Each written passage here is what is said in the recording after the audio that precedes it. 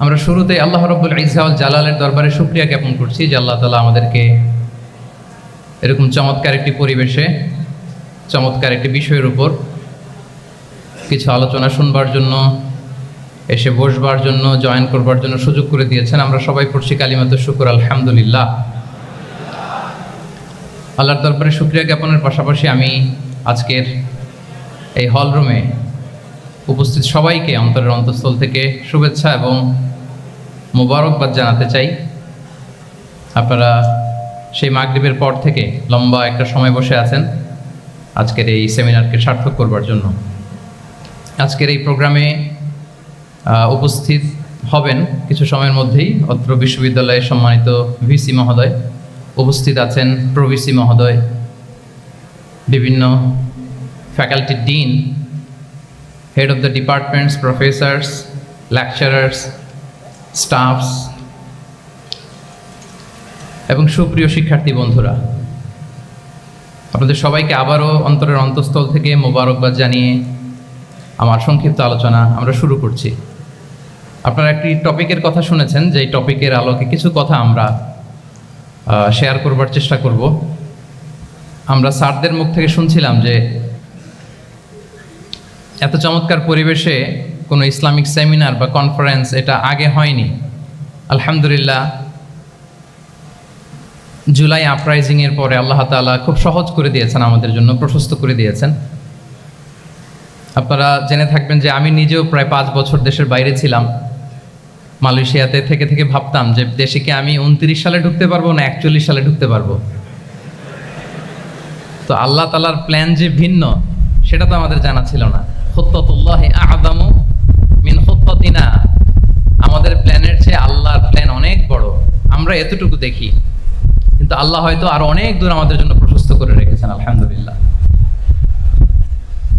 তো এই 5 আগস্টের গণ অভ্যুত্থান বা বিপ্লব পরবর্তী বাংলাদেশের এই চমৎকার পরিবেশে আমরা যে একত্রিত হতে পেরেছি, সুন্দর সুন্দর কনফারেন্স সেমিনারের মধ্য দিয়ে আমরা আমাদের আইডিয়াগুলো শেয়ার করতে পারছি, এটা আমাদের জন্য অনেক বড় নিয়ামা, আল্লাহর পক্ষ থেকে রাহমা।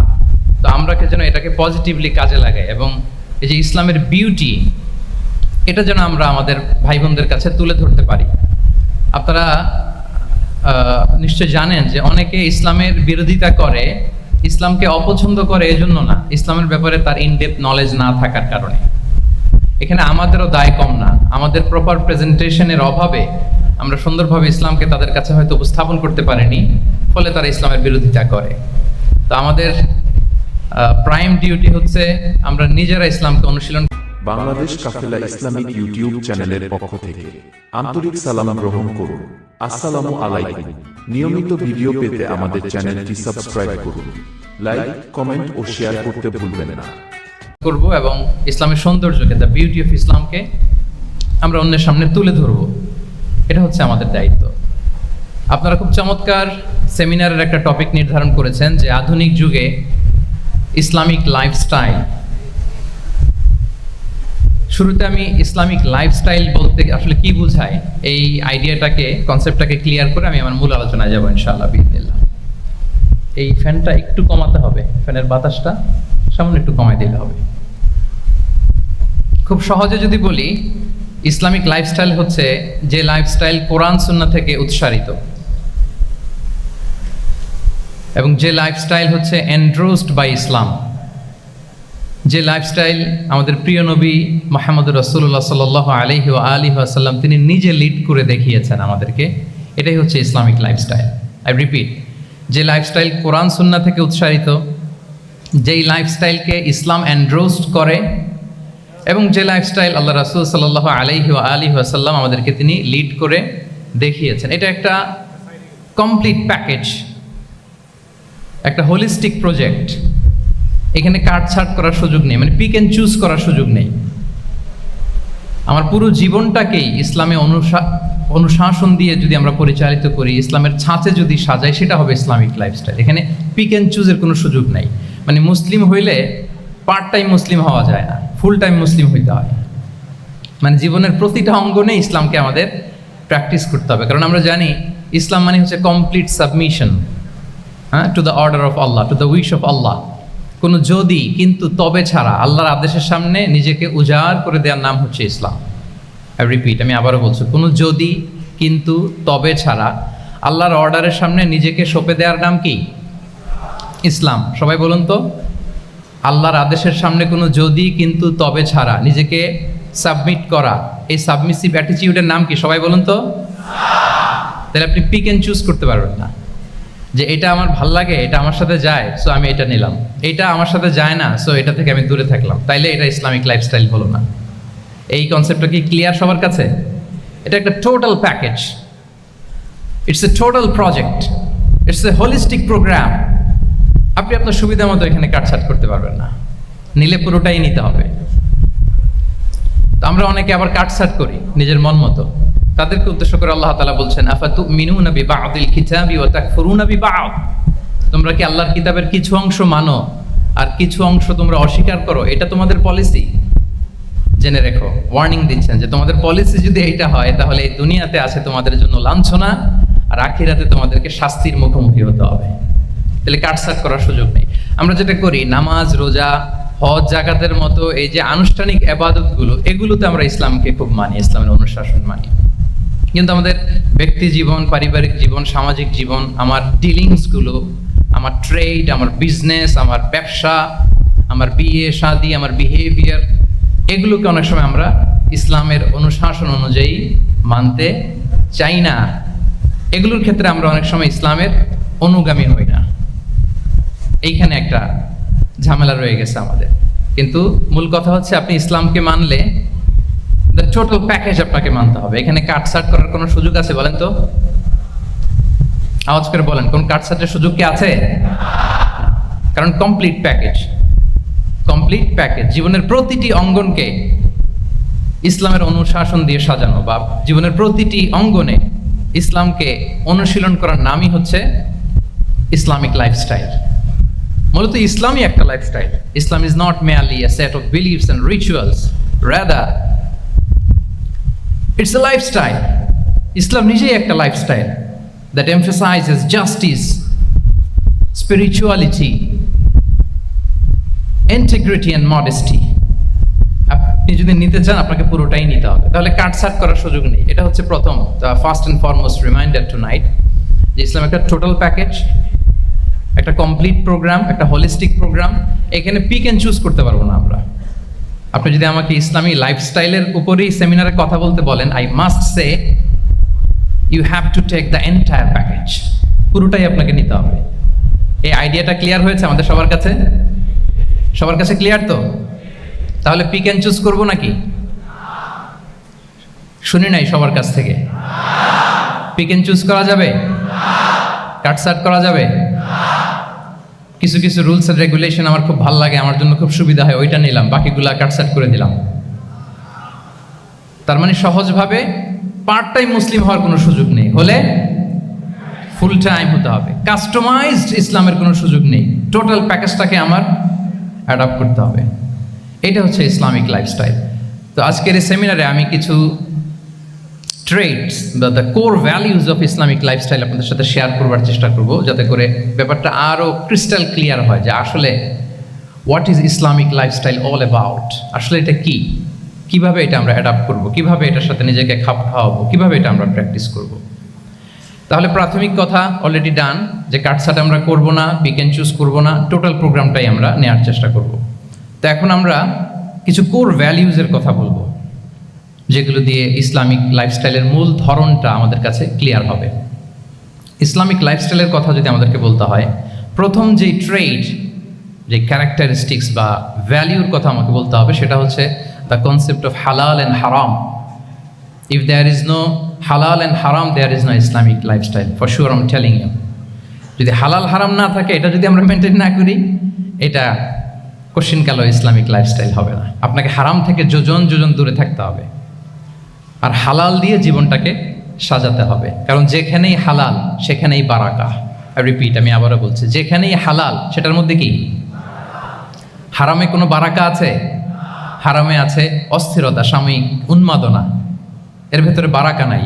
হালালের ভেতরে আল্লাহ তাআলা বারাকা ঢুকিয়ে দিয়েছেন। আচ্ছা, আপনারা বলুন তো, গরুর গোশত খাওয়া এটা হালাল না হারাম? হালাল।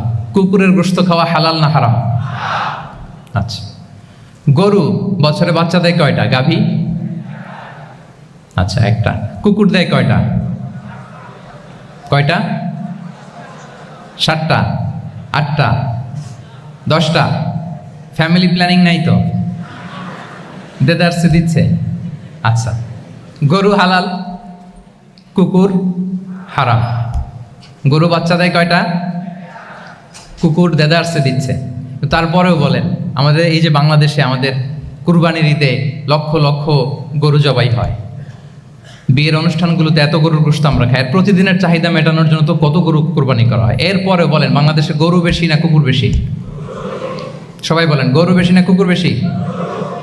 কারণ কি? হালাল। কারণ কি? এই হালালে বরকত ঢুকিয়ে দিয়েছে কে? তাহলে if there is no concept of halal and haram, there is no Islamic lifestyle. প্রথম core value of Islamic lifestyle হচ্ছে আপনাকে হালাল দিয়ে আপনার জীবনকে সাজাতে হবে। লা ইয়াদখুলুল জান্নাতা জাসাদুন গুযিয়া বিল হারাম। হারাম খেয়ে বর্ধিষ্ণু যে দেহ, সে দেহ আল্লাহর জান্নাতে প্রবেশ করবে না। মানে whatever you consume, it should be halal. এটা হালাল হইতে হবে। শুধু যেটা আপনি খাচ্ছেন এটাই না, কুলু মিম্মা ফিল আরদি হালালান তাইয়্যিবা, আল্লাহ তাআলা বলেছেন যেটা কনজিউম করবো হালাল হবে, হালাল হতে হবে। তো এটা শুধু এত ন্যারো কনসেপ্ট না, আপনার জীবনের সবটাই হালাল হতে হবে। ইউর ফুড শুড বি হালাল, ইউর ড্রিঙ্ক শুড বি হালাল, ইউর ইনকাম শুড বি হালাল, ইউর ফ্যাশন শুড বি হালাল, ইউর এন্টারটেইনমেন্ট শুড বি হালাল। সব কিছু হালাল হইতে হবে। আমরা অনেকে যে ভুলটা করি, আমরা খাওয়ার ক্ষেত্রে শুধু হালাল খুঁজি, এরকম অনেকে করে, কিন্তু অন্যান্য ক্ষেত্রে হালাল হারামের বাজ বিছান নাই। আমি একটা উদাহরণ প্রায়ই দেই, দেখবেন যে আমাদের বাংলাদেশের সরকারি অফিসগুলোতে তো ঘুষ চলে নাকি? আল্লাহ ঘুষ থেকে এই জাতিকে তুমি হেফাজত করো। আচ্ছা, দেখবেন যে আমাদের বিভিন্ন সরকারি অফিসগুলোর মুসলিম কর্মকর্তারা তারা ওয়াইন খায় না। আমি দেখেছি, থাইল্যান্ডে গিয়েছে, চায়না গিয়েছে অফিসের কাজে, ওখানে হালাল রেস্টুরেন্টগুলো খোঁজে, কারণ মুসলিম, তার হালাল খাইতে হবে। তো সে ওয়াইন খায় না, পর্ক খায় না, কারণ ইসলামে এটা হারাম। আবার অনেক হিন্দু কর্মচারী, সে আবার গরুর গোশত খায় না, কারণ কি তার ধর্মে ওইটা হারাম। কিন্তু এই মুসলিম কর্মচারী, হিন্দু কর্মচারী দুইজনের নির্বিশেষে মাশাআল্লাহ ঘুষ খায়। এরকম হয় না? দেখেন, মুসলিম ওয়াইন খায় না, পর্ক খায় না, তার ধর্মে হারাম। আমার হিন্দু ভাই গরুর গোশ খায় না, এটা তার ধর্মে হারাম। কিন্তু ঘুষ আবার দুই ধর্মে হালাল নাকি? হ্যাঁ, হালাল। তার মানে ওই যে pick and choose, you got the point, right? Pick and choose করেছে যে আমার ধর্মের এই এই নিয়ম আমি মানব, কারণ এটা আমার জন্য খুব ফ্লেক্সিবল, এটা খুব ভালো লাগে। কিন্তু যেটা কঠিন হয়ে যাচ্ছে, যেটা তার বিরুদ্ধে দাঁড়াচ্ছে, ওইটা সে মানে না। তাহলে পিক এন্ড চুজ করার কোনো সুযোগ। আমরা আমাদের গোটা জীবনকে হালাল দিয়ে সাজাইতে হবে, তাহলে your lifestyle will be Islamic lifestyle. এই কথাটা কি বুঝতে পেরেছেন? তাহলে ইউর ফুড শুড বি হালাল, ইউর ড্রিঙ্ক শুড বি হালাল, ইউর ফ্যাশন শুড বি হালাল, ইউর ইনকাম শুড বি হালাল, ইউর এন্টারটেনমেন্ট শুড বি হালাল, even your relationship should be হালাল। ব্যাপার কি? এটার এত আওয়াজ বেড়ে গেল।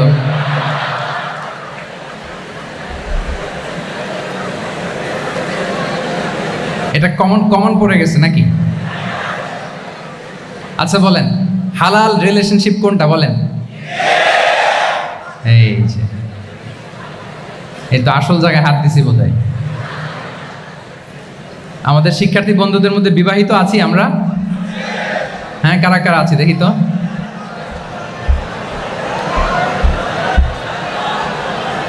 দেখি মাশাআল্লাহ মাশাআল্লাহ, ঠিক আছে ঠিক আছে। আমাদের বোনরা উপরে আছেন, মাশাআল্লাহ, অনেকে হাত তুলেছেন, আলহামদুলিল্লাহ। এই তো আমাদের যারা হাত তুলছেন তাদের জন্য একটা তাকবীর দেই আমরা, আল্লাহু আকবার। এই যে আপনারাই বলেছেন, আমার কোনো লিগ্যাল অপিনিয়ন দেওয়ার প্রয়োজন হচ্ছে না, যে হালাল রিলেশনশিপ হচ্ছে বিয়ে। তাহলে বিয়ের বাইরে যদি আমার কোনো রিলেশনশিপ থাকে, হালাল না হারাম? ফতোয়া দিচ্ছে কে? আমি? আপনারাই দিচ্ছেন। বলেন, বিবাহ পরবর্তী কোনো যদি এক্সট্রা ম্যারিটাল রিলেশনশিপ থাকে, এটা ইসলামে হালাল না হারাম? তাইলে pre marriage relationship, after marriage relationship, এটা শরীয়তে হারাম। তো এই হারাম যদি আমি এই হারামের সাথে যদি নিজেকে জুড়ে দেই, তাহলে আমার লাইফস্টাইল এটা ইসলামিক লাইফস্টাইল হতে পারে না।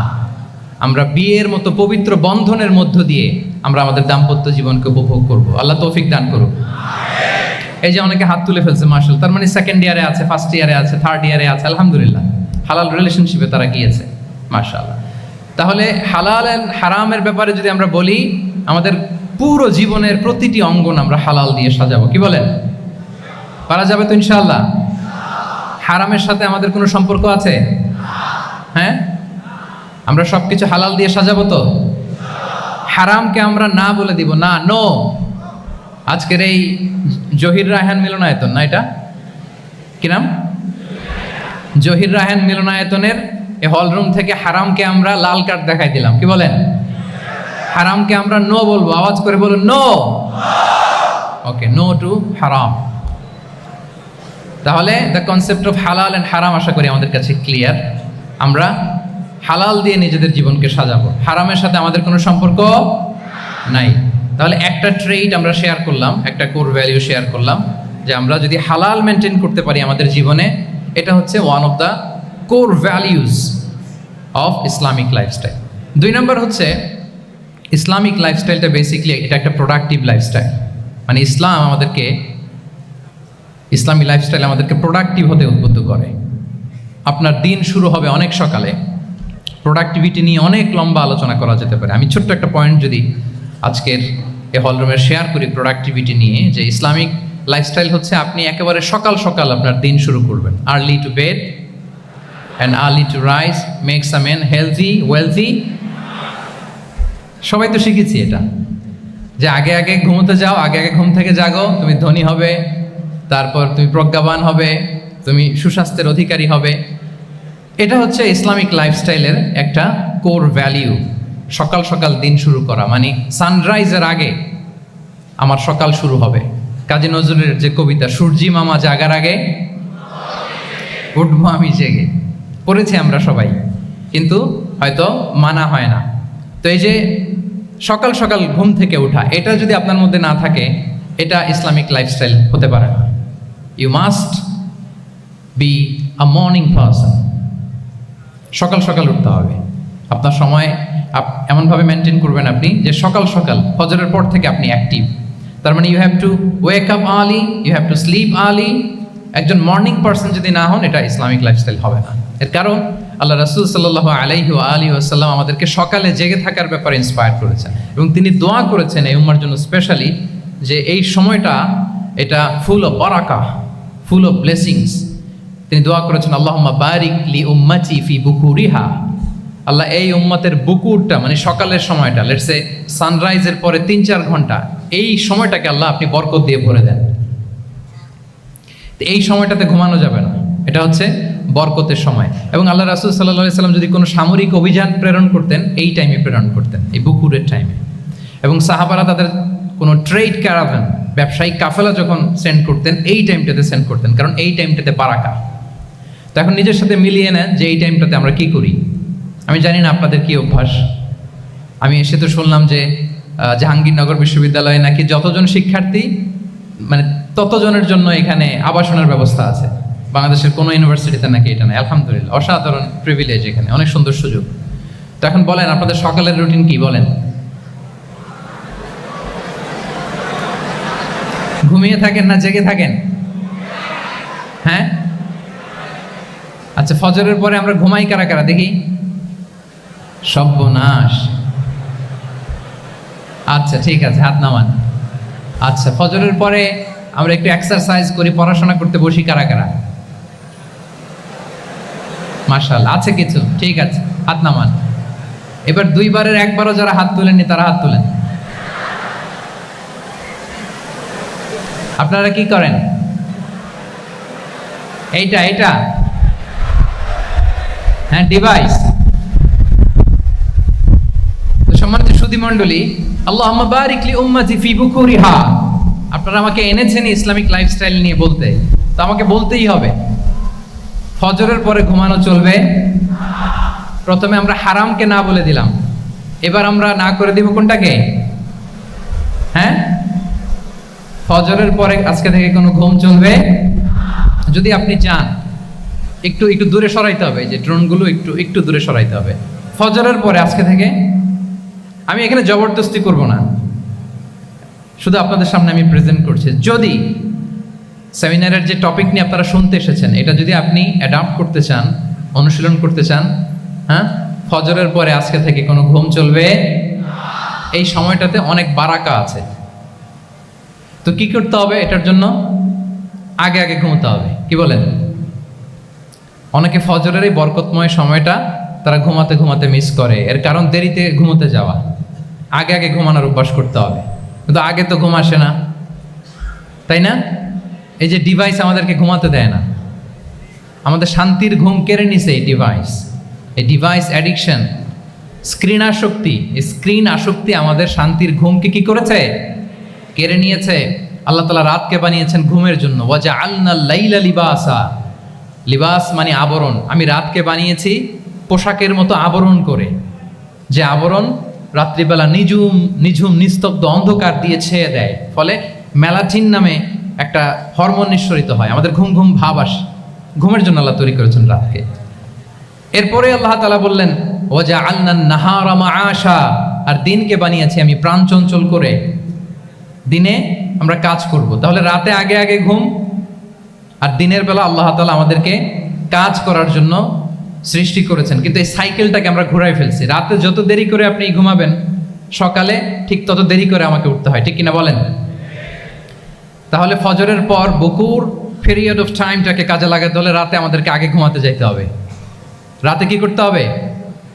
আগে ঘুমোতে যেতে হবে। তাহলে এক নম্বরে কি বললাম? কনসেপ্ট অফ হালাল এন্ড হারাম। 2 নম্বরে বললাম প্রোডাক্টিভিটি। ইসলামিক লাইফস্টাইল হচ্ছে একটা প্রোডাক্টিভ লাইফস্টাইল। এটা মেনটেন করতে হলে প্রোডাক্টিভিটির অনেক কথা। একটা কথা হচ্ছে সকাল সকাল আপনার দিন শুরু করুন। কি পারা যাবে তো ইনশাআল্লাহ? সবাই একসাথে পড়ে ইনশাআল্লাহ। এই যে আমাদের দেরি করে রাতে ঘুম আসে, স্ক্রিন আসক্তি, এই ডিভাইস আমাদের আরামের ঘুম কেড়ে নিছে কেন জানেন? এর কারণ হচ্ছে আল্লাহর দেয়া যে ফিতরাত, এই ফিতরাতকে আমরা উল্টে দিয়েছি। ফিতরাত শব্দটার সাথে আপনাদের পরিচয় আছে? হ্যাঁ, the innate characteristics of a human being. একটা মানুষের যে ক্যারেক্টারিস্টিক্স, যে ইননেট স্বভাব দিয়ে আল্লাহ তাআলা তৈরি করেছেন, নেচার, এটাকে আরবিতে বলে ফিতরাত। এই ফিতরাতের বিরুদ্ধে কিছু করা যাবে না। ইসলামিক লাইফস্টাইল হচ্ছে ফিতরা বেসড লাইফস্টাইল। ফিতরাতাল্লাহিল্লাতী ফাতারান নাস আলাইহা লা তাবদীলা লিখালকিল্লাহ। আল্লাহর প্রকৃতির অনুসরণ করো, যে প্রকৃতি দিয়ে তিনি মানুষকে সৃষ্টি করেছেন। আর আল্লাহর সৃষ্টি কাঠামোর মধ্যে কোনো পরিবর্তন, কোনো বিকৃতি নেই। সুবহানাল্লাহ বিহামদিহি। তা আমরা এই ফিতরাতকে চেঞ্জ করে দেওয়ার কারণে এই ঝামেলা। আমরা সবাই এই ফিতরাতের উপর জন্মেছি।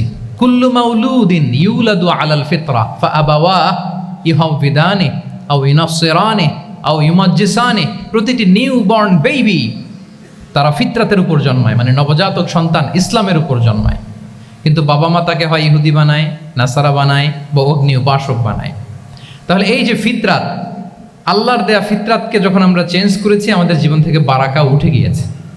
ফিতরাতকে যদি আরো সহজ করে আমি আপনাদেরকে বুঝাই, তাহলে ফিতরাত হচ্ছে যা কিছু স্বাভাবিক, যা কিছু কল্যাণকর, যা কিছু ভালো, তাই ফিতরাত। আই রিপিট, সুপ্রিয় শিক্ষার্থী বন্ধুরা, ফিতরাত হচ্ছে যা কিছু স্বাভাবিক, যা কিছু ভালো, যা কিছু কল্যাণকর, তাই কি? তাই ফিতরাত। এই যে এখন আরবি কোন মাস চলছে বলেন তো? রজব। এই রজব মাসের 26 তারিখ দিবাগত রাত্রে আল্লাহ রাসূল সাল্লাল্লাহু আলাইহি ওয়াসাল্লাম ঊর্ধ্ব জগতের একটা ভিজিটে গিয়েছিলেন। আমরা জানি না সবাই? হ্যাঁ, ইসরা মেরাজের কথা আমরা জানি। সো এই মেরাজ রজনীতে আল্লাহ রাসূল সাল্লাল্লাহু আলাইহি ওয়া আলিহি ওয়াসাল্লাম ফিতরাত মানে what is the essence of ফিতরা, এটা বোঝানোর জন্য এই হাদিসটা আমি শেয়ার করছি। মেরাজে যখন গেলেন, জিবরিল আলাইহিস সালাম ওনাকে 2টা পেয়ালা দিলেন। তিনি বললেন উচিচু বি ইনাআইন, আমাকে 2টি পেয়ালা দেয়া হলো। ফি আহাদিহিমা লাবান ওয়া ফিল আখারি খামর, এক পেয়ালায় ছিল দুধ, আরেক পেয়ালায় ছিল মদ। ফা আখাযতুল লাবান ওয়া শারিবতু, যখন 2টা অপশন দেয়া হলো, 2টা পেয়ালা, আমি দুধের পেয়ালাটা নিলাম এবং সেটা পান করলাম। তখন জিবরিল আলাইহিস সালাম বললেন আসাবতাল ফিতরা, মানে you are guided to the fitra, আপনি সঠিকটাই নিয়েছেন, যেটা ফিতরা, যেটা নেওয়া উচিত আপনি ওইটাই নিয়েছেন। তাহলে এখন আরো সহজ হবে, যদি 2টা পেয়ালা দেয়া হয় একটা মদের পেয়ালা আর একটা দুধের পেয়ালা, তো আমরা নিব কোনটা বলেন? হ্যাঁ, তাইলেই ফিতরা হবে। তাহলে কি হবে? তাহলে যেটা স্বাভাবিক, যেটা কল্যাণকর, যেটা আমাদের জন্য ভালো, সেটা হচ্ছে ফিতরাত। তাহলে মদের পেয়ালা দুধের পেয়ালা কোনটা নিব? সবাই নিব তো নাকি? আমাদের রুচির যে দুর্ভিক্ষ চলতেছে, অনেকে মদের পেয়ালাই নিয়ে নিবে। কি বলেন? আছে না একদল, তারা কি করে? ওইটা চুজ করে ফেলবে। এবার বলেন আমরা কোন পেয়ালা নিব, মদের না দুধের? আমাদের ঐতিহ্য, আমাদের রুচি, আমাদের মূল্যবোধকে ধ্বংসের যত আয়োজন দরকার সব সেটআপ চারদিকে আছে। আল্লাহর ফিতরাতকে ধ্বংস করে দেওয়ার শয়তানি সব আয়োজন আমাদের চারিদিকে। বাট আপনাকে রাইট থিংটা চুজ করতে হবে। তাহলে রাসূল সাল্লাল্লাহু আলাইহি ওয়াসাল্লামকে দুধ দেয়া হলো, মদ দেয়া হলো, তিনি নিলেন দুধের পেয়ালা। তাহলে এটা হচ্ছে ফিতরাত। এটা কি ফিতরাত? এভাবে সব কিছু চেঞ্জ করে দেওয়া হয়েছে। সব কিছু, আমাদের লাইফস্টাইল চেঞ্জ করে দেওয়া হয়েছে, আমাদের ফুড হ্যাবিট চেঞ্জ করে দেওয়া হয়েছে, আমাদের খাদ্যাভ্যাসের মধ্যে পরিবর্তন। দেখবেন যে এখন আমরা যা খাই, আগে কিন্তু এটা খাইতাম না। এখন আমরা প্রসেসড ফুড খাই, হ্যাঁ, ফাস্ট ফুড খাই, জেনেটিক্যালি মডিফাইড যে ফুডগুলো আমরা খাই, এরপরে ল্যাব মিট, কত যে ভয়ঙ্কর। আপনারা জেনে থাকবার কথা যে ল্যাবে তৈরি মাংস দেখেছেন নাকি আপনারা? প্রাকৃতিক মাংসের কোনো ছিটে ফোটা নেই, কিন্তু এটা গরুর মাংস হয়ে গেছে, ওইটা মানুষ খাচ্ছে। মানে আমাদের লাইফস্টাইলও করাপ্টেড, আমাদের ফুড হ্যাবিটও করাপ্টেড, আমাদের স্লিপিং সাইকেলটা করাপ্টেড, সব কিছু করাপ্ট করে দেওয়া হচ্ছে। এবং এটার প্রভাব পড়েছে আমাদের শিশুদের মধ্যেও। দেখবেন যে শিশুরা সবজি খেতে চায় না। আমার তো 2 মেয়ে আছে, আমি তো দেখি বাসায়, বা অনেকের কমপ্লেনগুলো আমরা শুনি। আমাদের এখনকার বাচ্চাদেরকে ভেজিটেবলস দিলে খায় না, মাছ দিলে খায় না, অর্গানিক ভালো ভালো খাবার দিলে শাকসবজি খায় না। কি খাবে জানেন? সচেস খায়, সচেস, হটডগ খায়। হ্যাঁ, ওই যে আপনি অর্ডার দিয়ে বার্গার এনে দিবেন, পিৎজা এনে দিবেন, ওইটা খাবে। তারপর ইনস্ট্যান্ট নুডলস খাবে, স্যুপ খাবে, ফ্রোজেন যত মিল আছে এগুলো খাবে, টিনজাত খাবার যেগুলো দীর্ঘদিন সংরক্ষণ করে রাখা হয়। তো বলেন, আজ থেকে 30 বছর আগে আমাদের বড়রা কিংবা আমাদের শিশুরা, আমরা কেউ কি এই খাবার খেয়েছি বলেন তো? আওয়াজ করেন, খেয়েছি কেউ? Entire system. কেন আমরা ইসলামিক লাইফস্টাইল নিয়ে কথা বলছি এখন? কারণ আমাদের পুরো সিস্টেমটাই, আমাদের পুরো ফিতরাতটাই ওরা চেঞ্জ করে দিয়েছে। তারপর ডিভাইস ছাড়া বাচ্চারা খেতে চায় না, কার্টুন দেখে দেখে খাওয়াতে হয় ওদের। কি বলেন? আচ্ছা বলেন তো, আজ থেকে 30 বছর পেছনে ব্যাক টু দ্য হিস্ট্রিতে যদি আমরা যাই, 70-এর দশকে, 80-র দশকে বাংলাদেশের কোনো একটা গ্রামের কথা, একটা পল্লীর কথা আপনি একটু চিন্তা করেন তো। রাত 8টার দিকে, 9টার দিকে আপনি ওই গ্রামের কাউকে খুঁজে পাবেন? 70-এর দশকে, 80-র দশকে একটা গ্রামের, একটা গ্রামীণ একটা পরিবেশের কথা যদি চিন্তা করেন, রাত 8টায় সবার কি অবস্থা বলেন তো? আপনি তো ঘুম খুঁজে পান না, আপনার তো ইনসমনিয়া। আমাদের এখন ট্যাবলেট খাওয়া লাগে না ঘুমের জন্য? আমাদের তো ইনসমনিয়া হয়ে গেছে এখন। কিন্তু আজ থেকে বেশি দূরে না, 30 বছর আগের একটা গ্রামীণ পরিবেশের রাত 8টার পরিবেশ হচ্ছে সবাই ঘুম।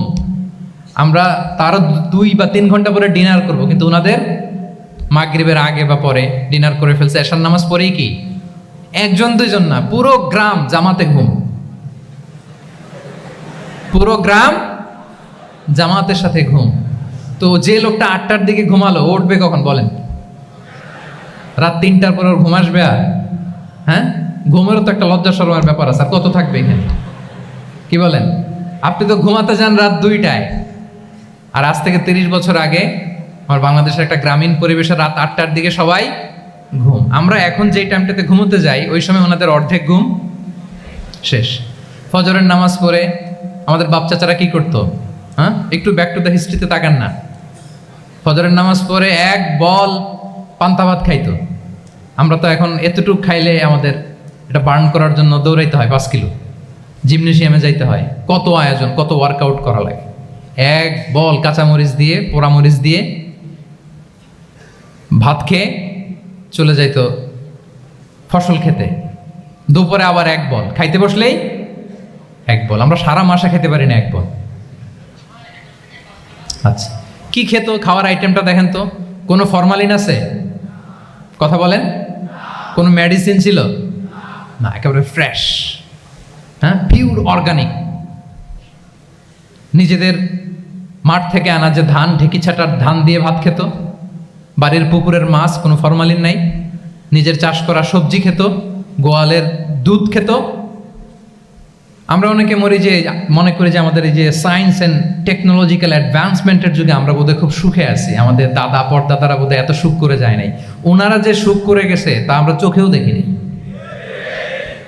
আমার দাদা পরদাদারা যে সুখে লাইফ লিড করেছে তার অর্ধেকও আমরা করতে পারি না। তারাই আসলে শান্তির, সুখের, আনন্দের সময়টা তারা কাটিয়েছে। তাহলে সম্মানিত সুধীমণ্ডলী, পুরো আমি আপনাদেরকে বোঝানোর চেষ্টা করছি যে ইসলামিক লাইফস্টাইল নিয়ে why we should talk about Islamic lifestyle, কারণ পুরো সিস্টেমটাকে তারা কলাপস করেছে, করাপ্ট করেছে। Food habit, the lifestyle, the sleeping style, সব চেঞ্জ করেছে। তো এই জন্য আল্লাহর দেয়া ফিতরাতকে যেন আমরা প্রিজার্ভ করি, আমরা সচেতন হই। এখনই যদি সচেতন না হই, ডিজাস্টার আমাদের জন্য অপেক্ষা করছে। Just wait and see. তাহলে ইসলামিক লাইফস্টাইল হচ্ছে একটা ফিতরা বেসড লাইফস্টাইল। এই ফিতরাকে আমাদেরকে প্রিজার্ভ করতে হবে। তাহলে 3টা পয়েন্ট বলে ফেলছি অলরেডি, যদি আপনাদের মনে থাকে। প্রথমে কি বলেছিলাম? হালাল, হালাল দিয়ে জীবন সাজাবো। 2 নম্বরে প্রোডাক্টিভিটির জন্য কি করব? রাতে দেরি করে ঘুমাবো, তাহলে আগে আগে ঘুমাবো, ফলে আগে আগে ঘুম থেকে জেগে কাজ শুরু করব। 3 নম্বরে ফিতরা, মানে আল্লাহর দেয়া প্রাকৃতিক যে নিয়ম, মানে আলোর সাথে সাথে আমার জীবন শুরু, আলো নাই আমিও ঘুমাই পড়বো। কি বলেন? আপনি উন্নত দেশে তো তাই হয়। জাপানে আমি কয়েকবার গিয়েছি, আগে আগে ঘুমায় পড়ে। ইভেন আমেরিকাতে আমি কয়েকবার গিয়েছি, অনেক অনেক শহরে 8টার পরে সুপার শপ বন্ধ, 8টার পরে ঘুম এরা। আমরা হাঁটছি কোন দিকে? আমরা একটু নিজেদেরকে প্রশ্ন করি। তাহলে 3 নম্বর হচ্ছে ফিতরা বেসড যে লাইফস্টাইল, এটার দিকে আমাদেরকে ফিরে আসতে হবে। 4 নম্বর হচ্ছে মডেস্টি, শালীনতা। One of the core values of Islamic lifestyle. এই শালীনতা আমরা হারাতে বসেছি।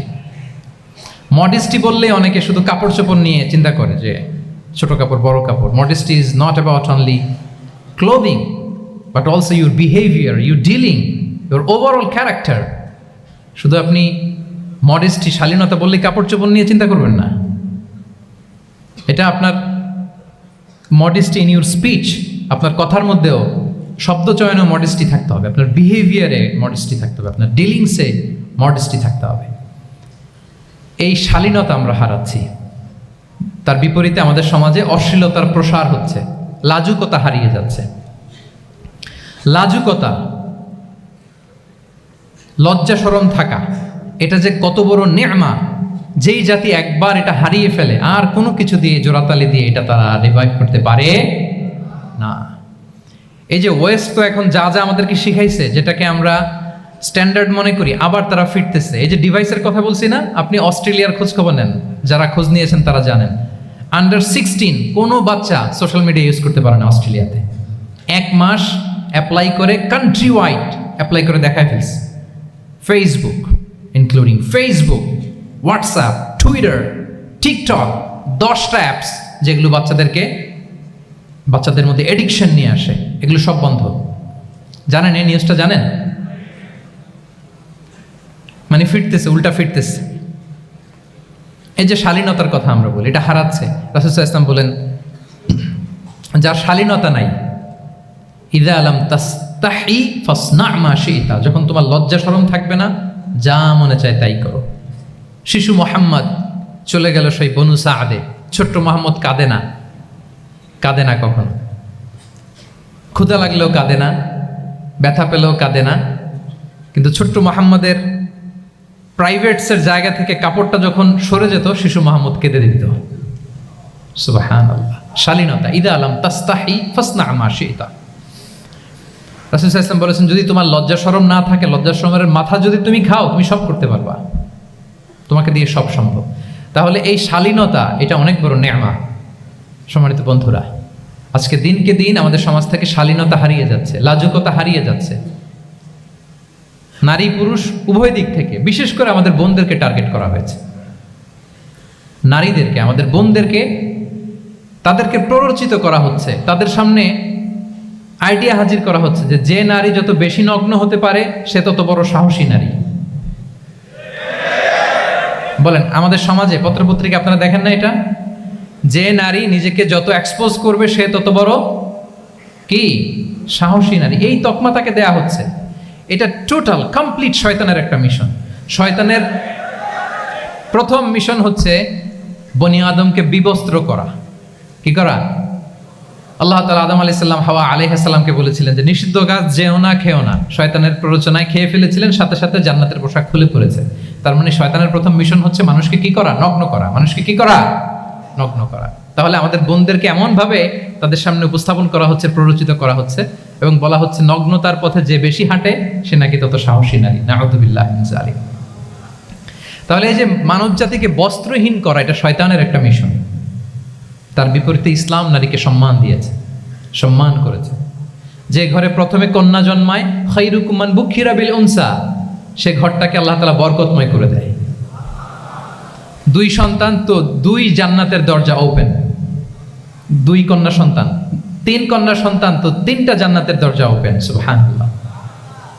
স্ত্রী হয়ে যখন ঘরে যাবে, যে ব্যক্তি তার স্ত্রীর কাছে সেরা, পরিবারের কাছে সেরা, সে সবার কাছে সেরা, সে আল্লাহর কাছে সেরা। সুবহানাল্লাহ। এবং কোনো মা যদি সন্তান জন্ম দিতে যে মারা যায়, কিয়ামতের দিন আল্লাহ তাআলা ওই মাকে শহীদদের কাতারে দাঁড় করাবেন। আর যদি সেফলি সন্তান ভূমিষ্ঠ হয়, আল্লাহ বলে মায়ের পায়ের নিচে ওই সন্তানের বেহেশত। সুবহানাল্লাহ। কিভাবে নারীর স্টেটাস, মর্যাদাকে ইসলাম বাড়িয়েছে। এবং এই যে ইসলাম যে নারীকে যে ভিআইপি হিসেবে কনসিডার করে, হ্যাঁ, ইসলামের দেয়া নারীর ড্রেস কোড নিয়ে আমাদের অনেকের কত কথা, কত ক্রিটিক। এটা কেন করে? কারণ Islam consider women as a queen. ইসলাম তো নারীকে রানী হিসেবে কনসিডার করে। কি হিসেবে বলেন? আচ্ছা বলেন, যে কুইন হবে, যে রানী হবে, তার একটা স্পেশাল ড্রেস কোড থাকবে না? তার একটা স্পেশাল প্রোটোকল থাকবে না? রানীর সাথে কি যা মনে চায় তা করা যায়, দেখা করা যায়, তার কাছে যাওয়া যায়? আল্লাহু আকবার। কারণ ইসলাম চায় নারীদের জন্য পৃথিবীটা নিরাপদ হোক। ইসলাম চায় নিজ গৃহে বা কর্মক্ষেত্রে নারীরা নিরাপদ থাক। ইসলামের যত ভ্যালিউজ আছে, যত রুলস এন্ড রেগুলেশন আছে, এটা আমাদের ভালোর জন্য, মানব জাতির কল্যাণের জন্য। তাহলে এই অশ্লীলতা থেকে আমাদের যোজন যোজন দূরে থাকতে হবে। If you talk about Islamic lifestyle, আমাদেরকে শালীনতা, মডেস্টি ফিরিয়ে আনতে হবে। You have to maintain modesty. আমি যদি আরো ডিপে যাই, দেখেন এই যে প্রত্যেকের হাতে এক একটা করে পর্ন হাব হয়ে গেছে। হয়েছে না? পর্নোগ্রাফির সয়লাভ, বিকৃত যৌনাচারের সয়লাভ। এখন নতুন নামে, নতুন মোড়কে, LGBTQ নামে আমাদের সমাজে নানা মোড়কে আমাদের সামনে উপস্থাপন করা হচ্ছে। শুনেছেন না এগুলো? আপনারা নাম শুনেছেন? এই যে ট্রান্সজেন্ডারিজম, নাম শুনছেন না? নিজের দেহ কাটাকাটি করে দিব্যি পুরুষ, 4 সন্তানের বাবা, এখন হঠাৎ করে বলে যে আমি মনে মনে নারী, তো সোসাইটি যেন আমাকে নারী স্বীকৃতি দেয়। বায়োলজিক্যালি দিব্যি নারী, 3 সন্তানের মা, এখন বলে যে এখন আমি মনে মনে ভাবতেছি পুরুষ, তো আমাকে পুরুষ হিসেবে তুমি কনসিডার করো। আল্লাহর দেয়া ফিতরাত, এই যে বলছে উল্টায় ফেলতেছে, এই ফিতরাতকে ধ্বংস করার সবচেয়ে জঘন্যতম এই নতুন যেটা বাজারজাত করা হচ্ছে যে আইডিওলজি, এটা হচ্ছে ট্রান্সজেন্ডারিজম। অধিকারের মোড়কে, তাও আসতেছে কিভাবে? কিসের মোড়কে বলেন তো? রাইটসের কথা বলে, যেটা একটা রাইটস। এজন্য সম্মানিত সুধীমণ্ডলী, শালীনতার কোনো বিকল্প নেই। If you want to take care yourself, if you want to take care your family, your society, you have to maintain modesty. কোনো বিকল্প নেই, সাবধান হইতে হবে আমাদেরকে। তাহলে 4 নম্বরে কি? শালীনতা, মডেস্টি। শালীনতা হচ্ছে ইসলামিক লাইফস্টাইলের ভূষণ। এখন পরিকল্পিতভাবে এই শালীনতার কবর রচনা করা হচ্ছে আমাদের সমাজে। আপনারা কি রাগ করতেছেন? কথা ক্লিয়ারলি বুঝতে পারতেছেন? আমি যদি রয়ে শয়ে কথা বলি তো বুঝতে পারবেন আপনারা? ক্লিয়ারলি মেসেজগুলো আমি আপনাদের সামনে পৌঁছে দিচ্ছি। তাহলে কয়টা গেল? 4টা।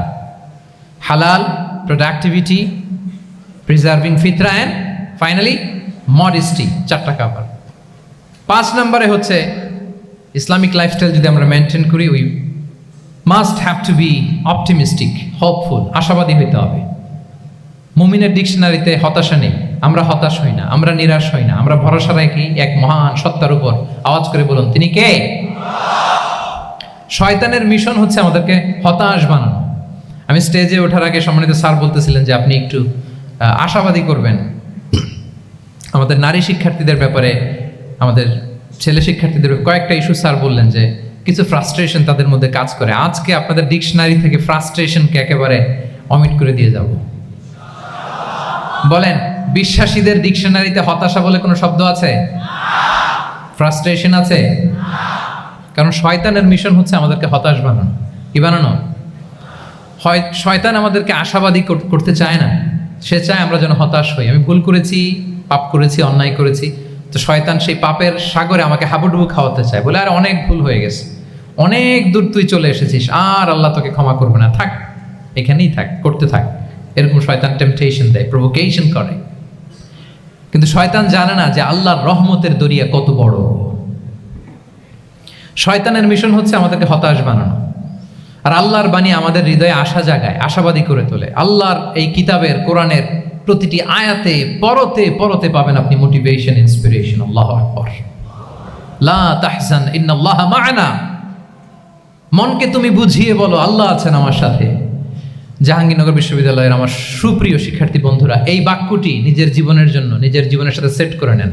মনকে তুমি বুঝিয়ে বলো আল্লাহ আছেন আমার সাথে। বিপদে আপদে, আমাদের লাইফে আপস এন্ড ডাউনস থাকে, সব মুহূর্তে আমরা এই কথাটা খেয়াল করব যে কেউ যদি আমাকে হেল্প করার জন্য নাও থাকে, এক মহান সত্তা আছে। তিনি কে? আল্লাহ রাসূল সাল্লাল্লাহু আলাইহি ওয়াসাল্লাম, আবু বকর রাদিয়াল্লাহু তাআলা আনহু গারে সাউরে হিজরতের রাতে লুকিয়ে আছেন। কুরাইশরা খুঁজতেছে, আবু বকর রাদিয়াল্লাহু তাআলা আনহু তটস্থ, না জানি ধরা পড়ে যায়। তিনি বলছেন, কুরাইশরা আমাদের এত পাশ দিয়ে যাচ্ছে, একটু মাথা নিচু করলে দেখে ফেলবে আমাদের। রাসূল সাল্লাল্লাহু আলাইহি ওয়াসাল্লাম বললেন যে ভয় পেও না। আবু বকর, তুমি কি ভেবেছো আমরা এখানে গুহাতে দুইজন? না না, এই গুহায় আমরা দুজন নই, আমাদের সাথে একজন মহান সত্তা আছে। তিনি কে? আমরা তিনজন এখানে। লা তাহজান ইন্নাল্লাহা মা'ানা। ভয় পেও না, হতাশ হয়ো না, নিশ্চয় আল্লাহ আমাদের সাথে আছেন। আল্লাহ তাআলা সরাসরি কথাটাকে কোরআনে কোট করেছেন যে লা তাহজান ইন্নাল্লাহা মা'ানা। তাহলে সুপ্রিয় বন্ধুরা, এই বাক্যটা আমাদের খেয়াল রাখতে হবে যাদের মধ্যে ফ্রাস্ট্রেশন কাজ করে, যে মনকে তুমি বুঝিয়ে বলো কে আছেন আমার সাথে? আল্লাহ আছেন আমার সাথে। এরকম কোরআনের পরতে পরতে অনেক আয়াত পাবেন। লা তাইআসু মির রাউহিল্লাহ ইন্নাহু লা ইয়াইআসু মির রাউহিল্লাহি ইল্লাল কওমুল কাফিরুন। আল্লাহর রহম থেকে নিরাশ হয়ো না। কাফিররা ছাড়া কেউ আল্লাহর রহম থেকে নিরাশ হয়? আমি আপনি আমাদের জীবনে কত ভুল করেছি, কত অন্যায় করেছি, কতটাই বা পাপ করেছি। মনে রাখবেন, আমাদের পাপ যত বড় হোক, আল্লাহর রহমতের দরিয়া তার চাইতেও বড়। ইন্না মা'আল উসরি ইউসরা ফাইন্না মা'আল উসরি ইউসরা, and verily with every hardship there is an ease. প্রত্যেক কষ্টের পরেই থাকে স্বস্তি। এই বাক্যগুলো কি আপনাকে মোটিভেশন দেয় না? এই কথাগুলো কি আপনাকে চাঙ্গা করে না? আপনার জীবনে ইন্সপিরেশন হয়ে আসে না এই কথাগুলো? ওয়ালা তাহিনু ওয়ালা তাহজানু ওয়া আনতুমুল আ'লাউনা ইন কুনতুম মুমিনিন। চিন্তা করো না, হতাশ হয়ো না, তোমাদেরই বিজয় হবে যদি তোমরা মুমিন হও। আল্লাহু আকবার। তাহলে আপস এন্ড ডাউনস থাকবে, এবং মুমিন জীবনে তো হতাশা থাকবেই না। কারণ আমার জীবনে যদি কোনো কষ্টের ঘটনা ঘটে, এটার জন্য আমি রিওয়ার্ড পাবো। আমি যদি অসুস্থ হই, আমার প্রত্যেক অসুস্থতার কারণে আমার পাপ মোচন হয়। সুবহানাল্লাহ পড়েন। আপনার জ্বর হয়েছে, এই জ্বরের কারণে আল্লাহ আপনার গুনাহ মাফ করবেন। আপনি ব্যথা পেয়েছেন, অসুস্থ হয়েছেন, আল্লাহ তাআলা গুনাহ মাফ করে দিবে। তাহলে হতাশার কোনো সুযোগ আছে বলেন? না। মুমিন জীবনে হতাশার কোনো সুযোগ নেই। রাসূল সাল্লাল্লাহু আলাইহি ওয়াসাল্লাম বলেন, মা ইউসিবুল মুসলিমা মিন নাসাব ওয়ালা ওয়াসাব ওয়ালা হাম্মিন ওয়ালা হুজনিন ওয়ালা আযান ওয়ালা গাম্মিন হাত্তা শাওকাতি ইউশাকুহা ইল্লা কাফারাল্লাহু বিহা মিন খাতায়া। মুমিন জীবনে যত ব্যথা, কষ্ট, দুঃখ, এমনকি ফল পাড়তে যে গাছের কাটার খোঁচা যদি খান, রাসূল সাল্লাল্লাহু আলাইহি ওয়াসাল্লাম বলেন ওই খোঁচার ব্যথার কারণে আল্লাহ তোমার গুনাহ মাফ করে দেয়। কেউ অসুস্থ হয়ে রাসূল সাল্লাল্লাহু আলাইহি ওয়াসাল্লামের কাছে আসলে রাসূল সাল্লাল্লাহু আলাইহি ওয়াসাল্লাম কি বলতেন জানেন? কেউ জানেন? লা বাস আলাইক তুহুরুন ইনশাআল্লাহ। তিনি বলতেন, আরে don't worry about it, it will cleanse up your scenes. ভয় পেও না, আরে এই অসুস্থতা, এটার কারণে আল্লাহ তোমার গুনাহ মাফ করে দিবে। সুবহান। তাহলে অসুস্থ ব্যক্তি আর উজ্জীবিত হতো না? রাসূল সাল্লাল্লাহু আলাইহি ওয়াসাল্লাম অসুস্থ ব্যক্তিকে দেখলেই মাথায় হাত বুলিয়ে দিতেন, দোয়া করতেন, আল্লাহুম্মা রাব্বান নাস আযহিবিল বাস ইশফি আনতা শাফি, দোয়া করে দিতেন। আর বলতেন, আরে ভয় পেও না, এই অসুস্থতা তোমার গুনাহ মাফ করে দিচ্ছে। তাহলে অসুস্থতার মধ্যেও তারা উজ্জীবিত হতো। আমরা মানুষকে আশাবাদী করব, ভয় দেখাবো না। অসুস্থ মানুষকে ভিজিট করতে গেলে আপনারা কি করেন? ভয় দেখান নাকি? না, আশাবাদী করবেন, বলবেন যে আরে কি অসুস্থতা, আপনার দেখে দেখে অনেক সুস্থ লাগতেছে, বলতে পারবেন না? কিন্তু আমরা কি করি? কেউ অসুস্থ হইলে ওই অসুস্থতায় সবচেয়ে কষ্ট পেয়ে যে মারা গেছে তার হিস্ট্রি বলা শুরু করি। এরকম করে না অনেকে? ধরেন যে একজন ক্যান্সারের পেশেন্টকে দেখতে গেছেন, এইবার যে আপনার কোন খালা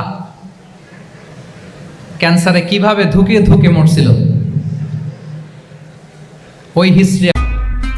ভিডিওটি শেষ পর্যন্ত দেখার জন্য আপনাকে অসংখ্য ধন্যবাদ। নিয়মিত ভিডিও পেতে আমাদের চ্যানেলটি সাবস্ক্রাইব করুন। লাইক, কমেন্ট ও শেয়ার করতে ভুলবেন না।